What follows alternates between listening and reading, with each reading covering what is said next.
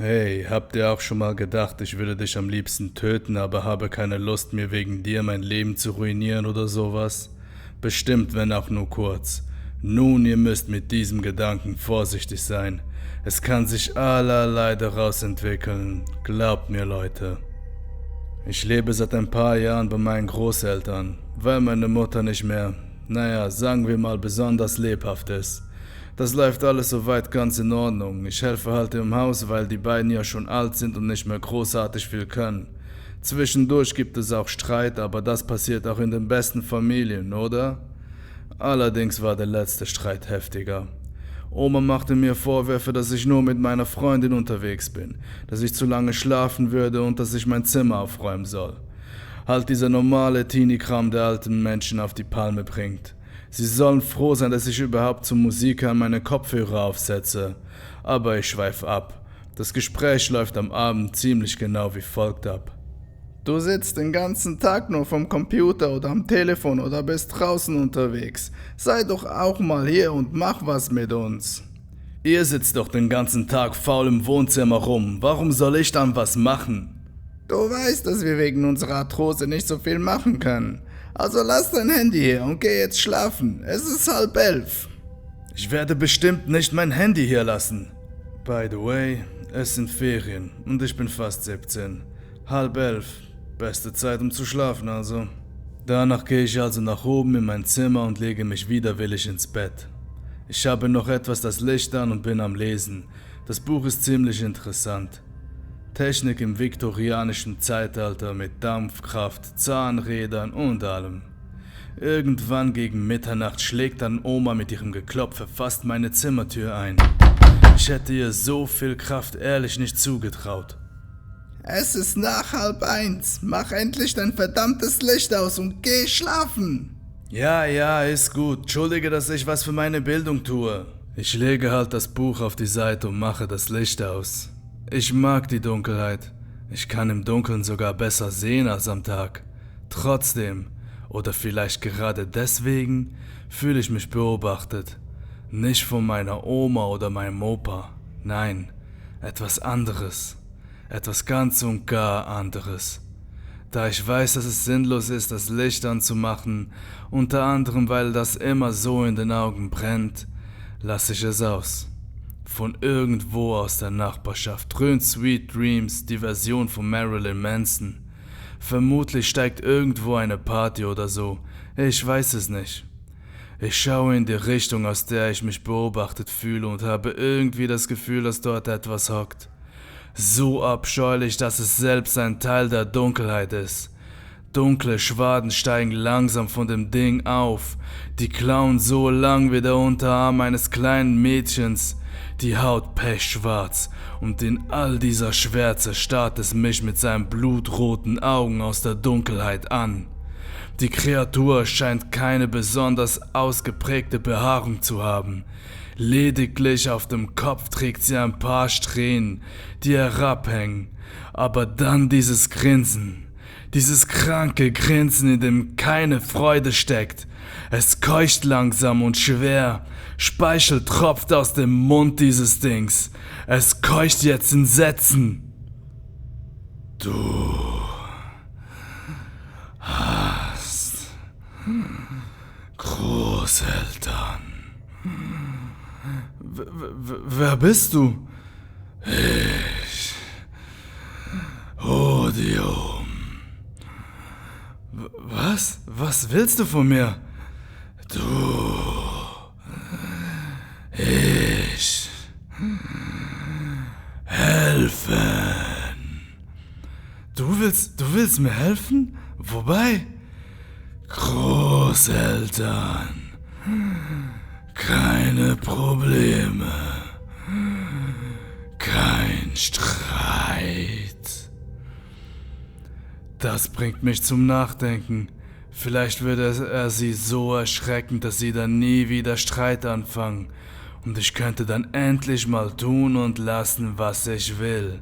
Also nehme ich meinen ganzen Mut zusammen und antworte.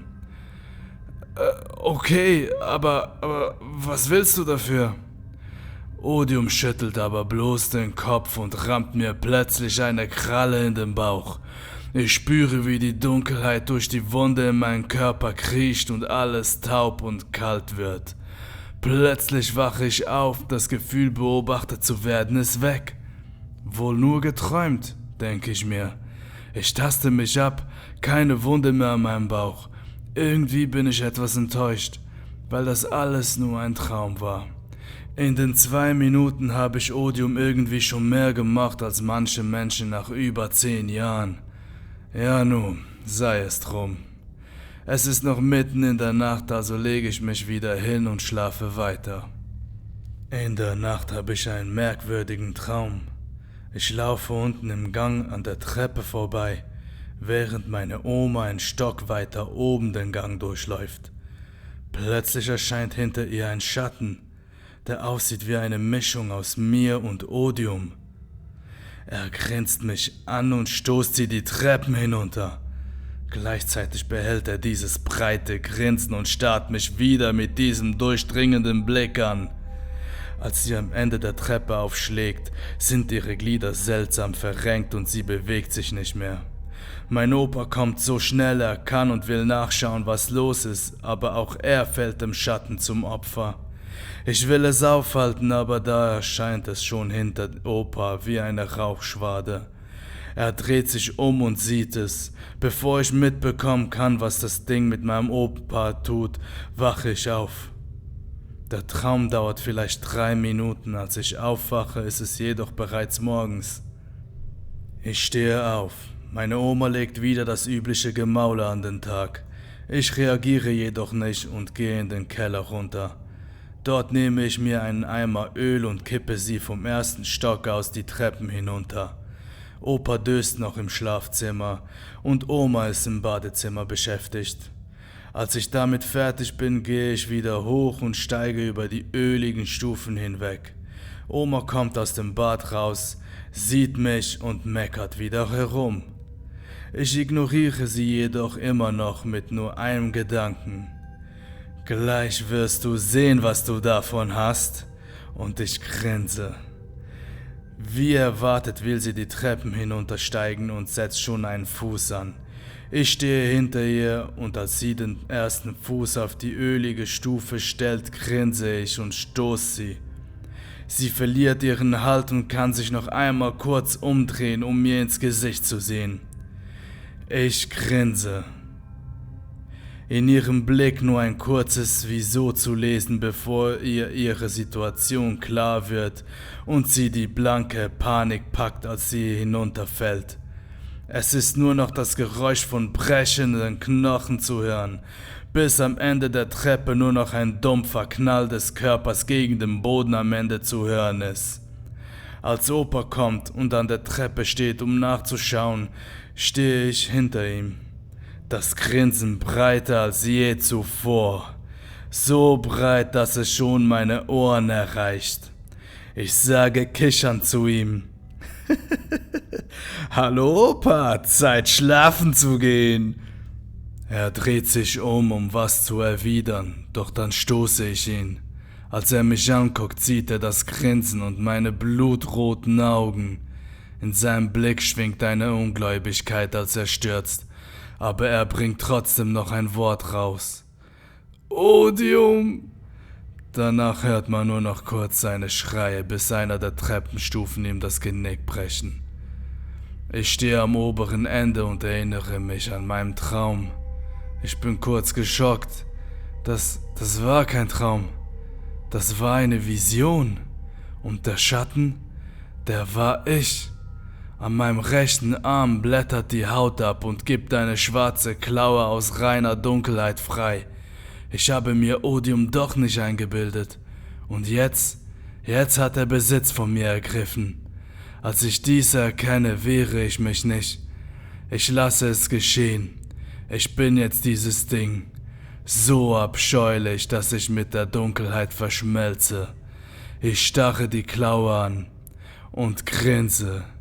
Grinse breit bis zu den Ohren. Ich steige über die beiden Leichen hinweg und gehe ins Wohnzimmer. Dort angekommen nehme ich das Telefon und rufe einen Krankenwagen. Ich sage mit verheulter Stimme: Hallo, Notfall, Hilfe, meine Großeltern sind die Treppen runtergefallen. Ich wohne an der Baker Street 4. Kommen Sie schnell.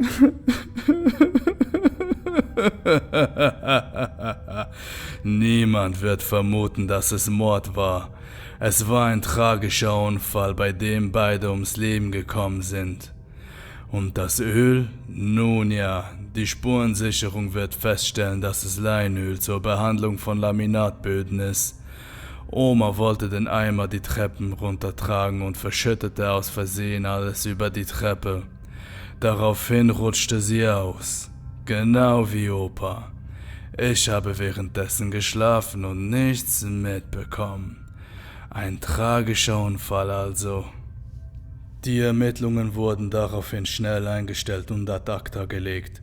Mittlerweile bin ich 17 und lebe allein.